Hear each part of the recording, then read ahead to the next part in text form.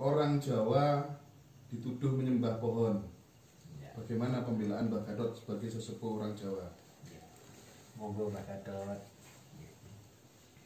Apa pertanyaannya? Sang saya dalu, sang saya. Dan termasuk saya akan menjawab dulu yang tadi karena ada hubungannya. Iya. Iya. Terpaksa. Iya, Walaupun bukan Nggak boleh terpaksa. Iya. Terpaksa Jadi itu gini, terjadi. terpaksa itu begini. Tidak boleh terpaksa. Tentang apakah bisa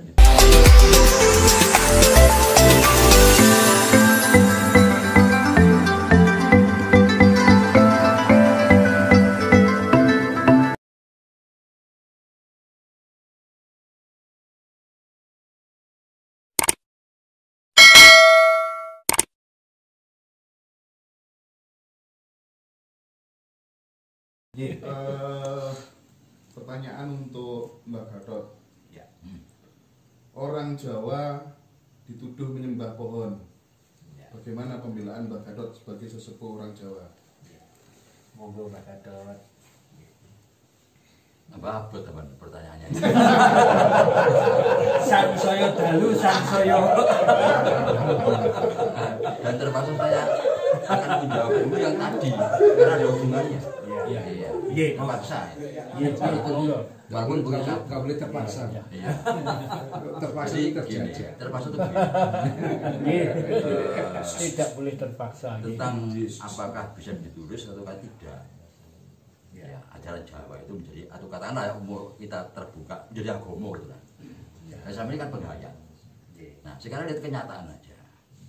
Kenyataan yang ada. Ada agama, ada aliran kepercayaan. Nah, kita disebut kebatinan kadang-kadang.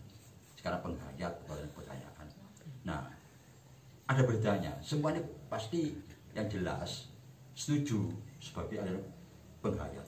Tapi semua KTP itu agama. Itu kenyataan. Nah, dengan KTP agama tapi penghayat, ya itu lain. Ya bukan penghayat. Tambah memperdalami agama, kadang-kadang bisa menjadi ekstrim. Tapi kita kan enggak. Orang penghayat tambah mendalami agama, tambah masuk, tambah tenang, malah tambah toleransi, malah merasa bahwa kerukunan itu bukan toleransi.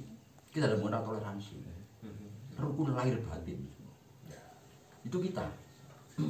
Jadi rukun lahir batin. Bukan toleransi itu menunda peperangan. Menunda. Hanya di luar kita ini rukun, di dalam kita masih iman yang harus berperang.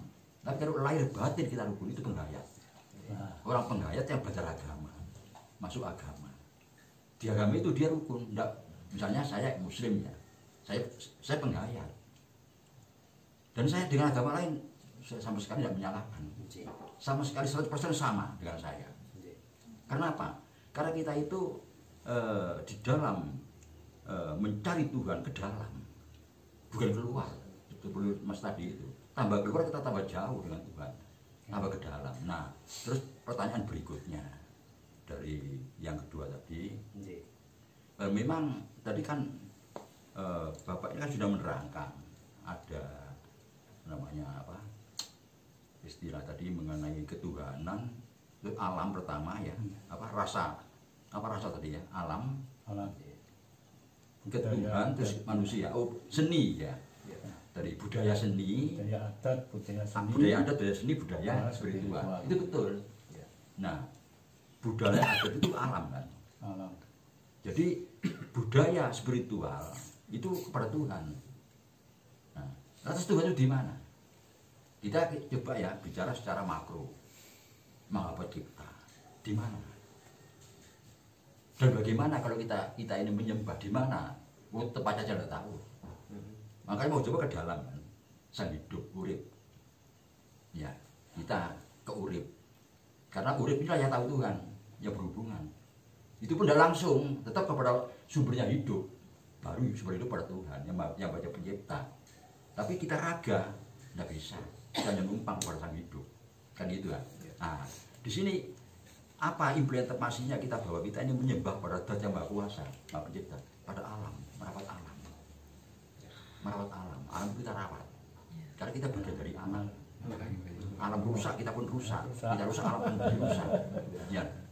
Empat unsur alam itu ada dalam diri kita. Maka merawat alam itu bentuknya pohon kita kasih saji. Kadang-kadang kita kasih sarung. Bang binutu itu ya bahasa sarungnya Seno itu. Bima, Anoman itu kan kotak-kotak itu. Itu menandakan bahwa kita merawat. Merawat jangan sampai pohon ini rusak. Bukan menyembah. Setiap pohon besar mesti kita rawat. Karena pohon besar ini, waduh, luar biasa. Resonansi dari kita, mendatangkan sumber, menjaga oksigen, ya, menjernihkan air dan sebagainya. Kita rawat dengan tanda-tanda tertentu. Bukan berarti nyembah pohon. Kalau kita berbakti kepada Dat yang Maha Kuasa tanpa merawat alam, goro kita. Goro. Nah itu ya. Merawat ini ada dua caranya. Satu meruat, kedua merawat. Merawat ini konsepnya diruat ini. Meruat alam, entah sungai, entah gunung, tanpa merawat juga goro. Ngomong doang. Tapi merawat tanpa meruat nggak punya konsep. Konsepnya diruat meruat. Nah meruat itu dengan sesaji sajen. Saji itu miniatur daripada tumpeng lengkap. Tumpeng jangkep itu kesuburan alam. Kita pertahankan ulang hidup kita. Itu maksudnya. Jadi itu kalau sampai dituduh menyembah pohon, yang keterangan menuduh ini Tidak ngerti. Iya, Jod. Yang Maha Pencipta ini mencipta jagat seisine.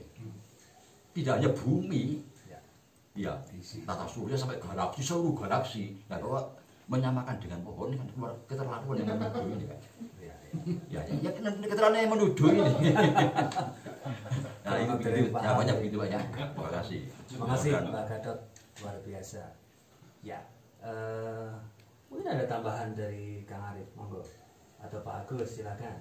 Ada untuk khusus tentang ini tadi tuduhan menyembah pohon dari orang yang tidak paham. Kalau kita dikatakan menyembah pohon itu ya memang keterlaluan ya. Biasanya yang mengatakan kita menyembah pohon itu biasanya orang yang di negaranya nggak punya pepohonan. Jelas toh ya. Tidak ada pohon. Tidak ada pohon. Satu dibangga-banggakan. Nah, kita karena kaya nggak perlu bangga-banggaan. Air satu dibangga-banggakan saja kan. Kita nggak minta sumber di Gunung Arjuna pinggirnya itu ribuan. Lu nggak minta. Jadi nggak bangga. Kita kan kaya. Gitu. Jadi kalau orang yang mengatakan oh itu menjawab pohon, ya memang di negara nggak ada pohon. Itu aja. Siapan saya. Menarik. Bagus. Kang Arif, monggo. Jadi yang para penuduh itu mungkin lupa ketika manusia dikodratkan menjadi pemimpin di muka bumi. Berarti yang dipimpinnya itu kan tidak hanya sesama manusia, alam juga. Jadi hubungannya dengan Sang Pencipta, hubungannya dengan sesama manusia, hubungannya dengan sesama makhluk, hubungannya dengan alam semesta. Karena manusia, bumi dan alam semesta satu kesatuan. Nah, sekali lagi pertanyaan itu membuktikan bahwa mereka tidak pernah paham terhadap keluasan jangkauan spiritual manusia Nusantara akan tanggung jawab itu tadi. Seperti Mbak Gatot sampaikan, saking tanggung jawab, saking menghargainya bahwa pohon itu sudah memberi manfaat banyak kepada kita harus menghargainya kembali. Bukan menyembah. Gitu. Semakin penting malam ini. Jadi bahasa meruat itu sebetulnya bahasa mensucikan. Kan ada anak kecil diruat, dibersihkan, disucikan supaya hilang dari balak-balaknya. Nah, itu. Jadi kalau kita meruat alam, mensucikan alam kembali. Dari apa? Dari keangkaran murkaan orang yang merusak-merusak. Baik. Terima kasih Pak Agus. Ya. Sesuai saran saya, suatu saat bisa jadi narasumber. Ya. Tapi malam ini kita berikan kesempatan, monggo yang ada bertanya lagi. Oke, mau Mas, monggo.